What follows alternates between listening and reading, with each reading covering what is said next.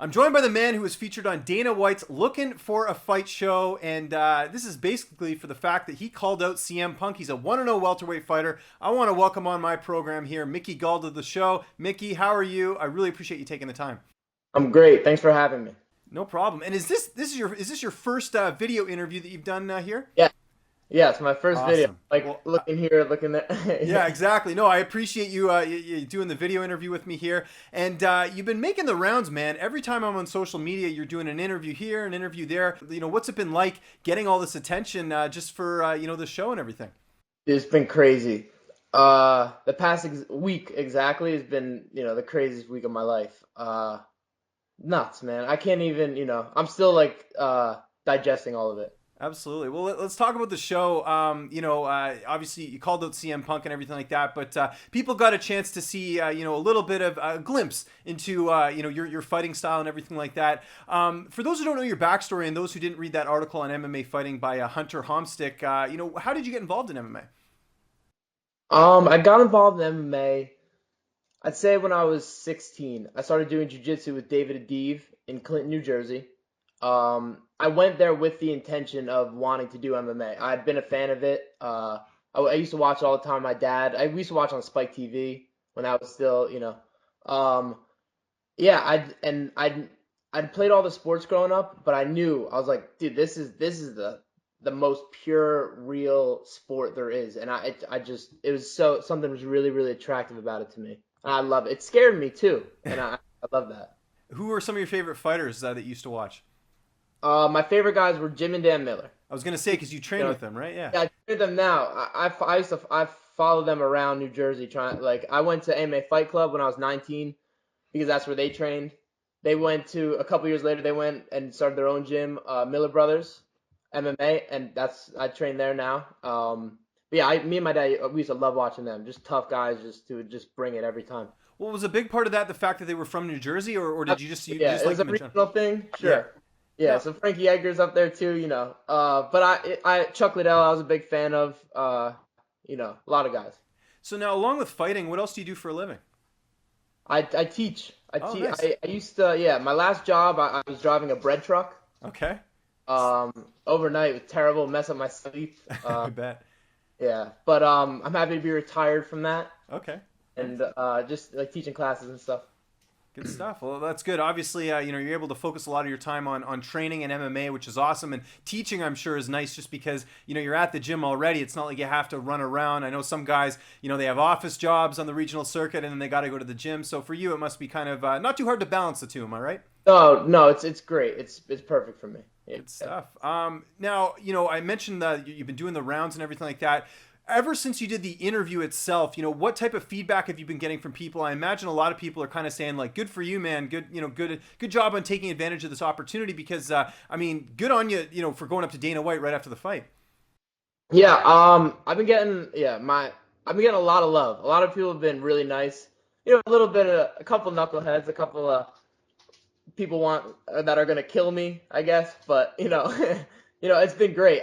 People have been awesome. I've really a lot of support. I've been getting a lot of support since then.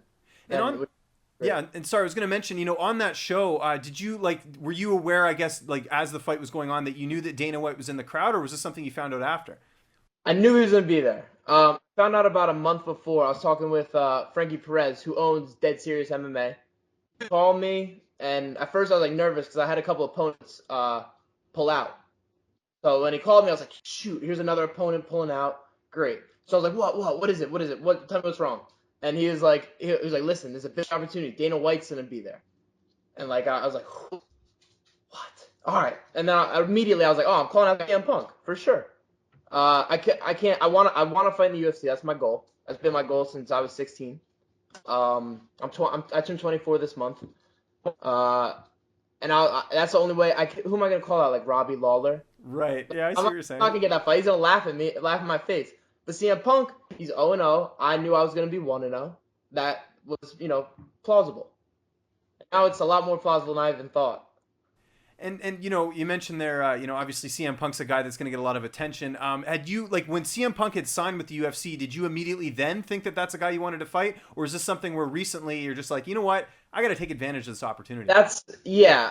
Of course I would like that fight, but it was that I figured that'd be like the lottery to get that. Like, why me? Why any up and coming fighter who knowing you need a like record for the commission to prove that should want that fight. Right. I'm extremely lucky to be considered for this right now.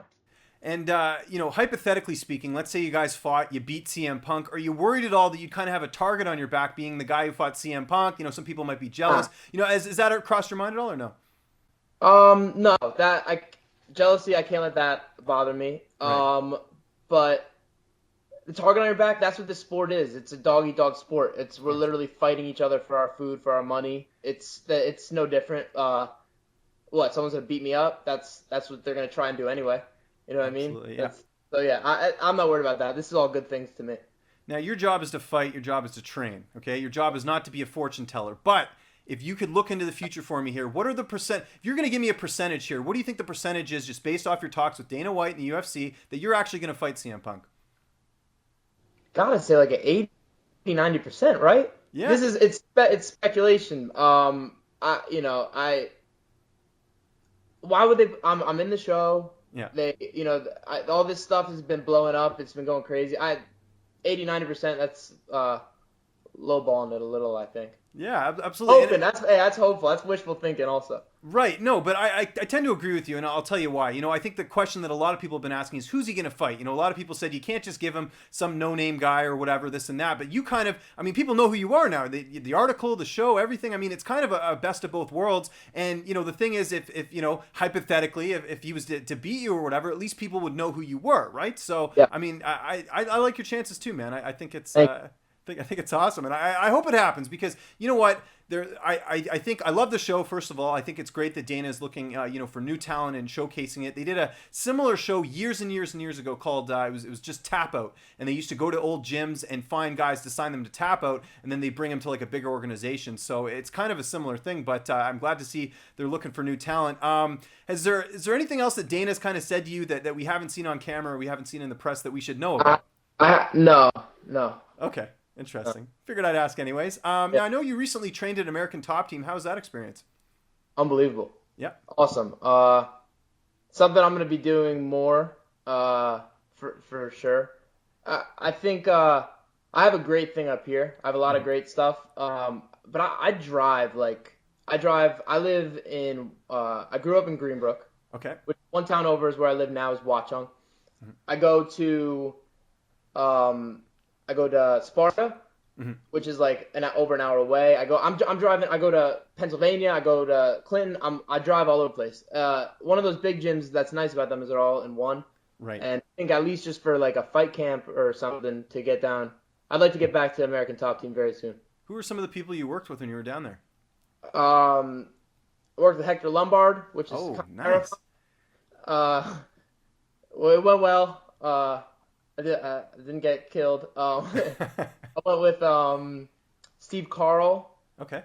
Who else? I know there's a lot of guys down there, so it can be tough. Few other guys, yeah. Steve Carl was training for a fight, and I got to work with him a lot. Me and him had some real fun. Cool. Going together, yeah. It's great to hear. All right, now, like I mentioned many times throughout this interview, you've been doing the rounds, you've been doing a lot of media. What's one thing that nobody's asked you that you want to be asked, or something that people don't know about you that I should be asking you? I don't know. You think everything's on the table. Everyone knows everything about you. Okay, I'll ask you something. Not everything. That's a good thing. Yeah, exactly. No, of course. Don't want to know too much, especially if CM's watching. He might be trying to pick up some tricks or whatever. But I'll ask you one here. What do you like doing in your downtime? I'm sure you're a busy guy. You got training. You're competing, everything like that. What am I finding you doing on like a lazy Sunday, if there is such a thing? Sleeping. To be completely honest, I'm a child. I got up like less than an hour ago.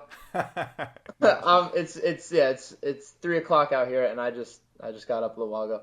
I like to let everything recover. Sleep heals. It's good for you. I try and make myself sleep. I have two baby sisters. I have three sisters. One who's 20, and then I have one that's 3 and one that's 1. And I go over to my dad's house and I play with them. I love on them. I make them laugh. I pick them up. I do this and that, and I have a blast in that. It's very relaxing to me. And it's just so much fun, man. They look like one of them looks like me. One of them looks just like my sister. It's crazy. It's a lot of fun. Good stuff. So family man, if I'm hearing you correctly, you like Yeah. spending time with family, and that's kind of a way to help you relax and stuff. I think that's awesome. I got one more question for you here because you're from New Jersey. New Jersey sports fan at all? You a Devils fan? Anything like that? I root for my dad's teams. I'm a Giants, Rangers, Knicks. Those are my teams. Yeah, Good stuff. Giants, big Giants fan. Yankees. I'm a big Giants and Yankees. Those are my teams. Good stuff. Awesome, man. Well, Mickey, I really appreciate you joining me here on the program. Just remind my audience where they can find you on social media and give any thank yous or shout outs. The floor is yours. I'd like to thank all of my friends, all my family, coaches. Man, there's too many people to mention. You can find me and I have morning brain still, as I said. No worries. I'm at Mickey Gall, Mickey, Mickey like the mouse, Gall, like mall, ball, fall, like we talked about earlier. Yeah. So yeah, yeah, that's it. Mickey Gall, at everything.